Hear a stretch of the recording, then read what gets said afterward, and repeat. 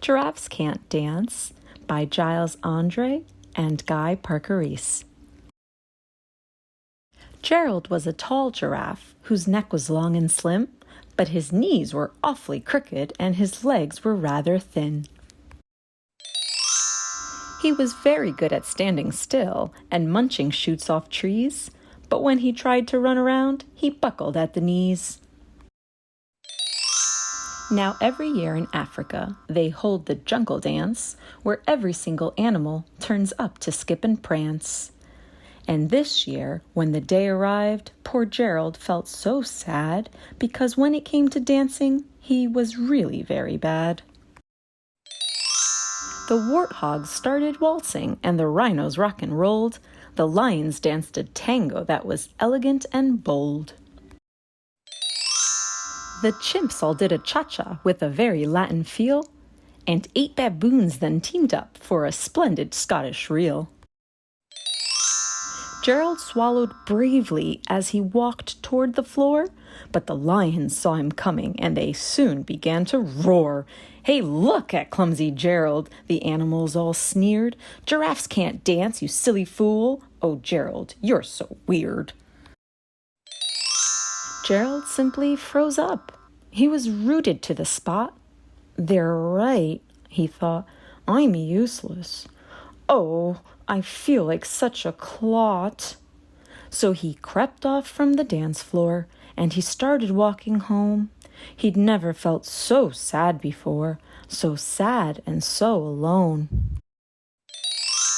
Then he found a little clearing, and he looked up at the sky. "The moon can be so beautiful," he whispered with a sigh. "Excuse me," coughed a cricket, who'd seen Gerald earlier on, "but sometimes when you're different, you just need a different song." Listen to the swaying grass and listen to the trees. To me, the sweetest music is those branches in the breeze. So imagine that the lovely moon is playing just for you. Everything makes music if you really want it to. With that, the cricket smiled and picked up his violin. Then Gerald felt his body do the most amazing thing. His hooves had started shuffling, making circles on the ground. His neck was gently swaying, and his tail was swooshing round. He threw his legs out sideways, and he swung them everywhere. Then he did a backward somersault and leapt up in the air. Gerald felt so wonderful, his mouth was open wide. "I am dancing! Yes, I'm dancing! I am dancing!" Gerald cried.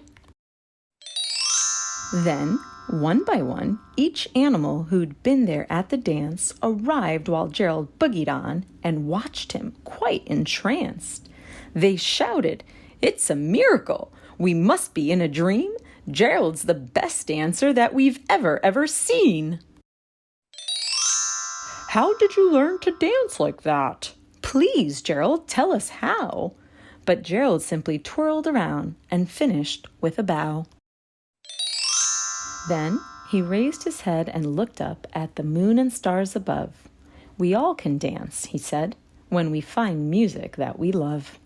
The end.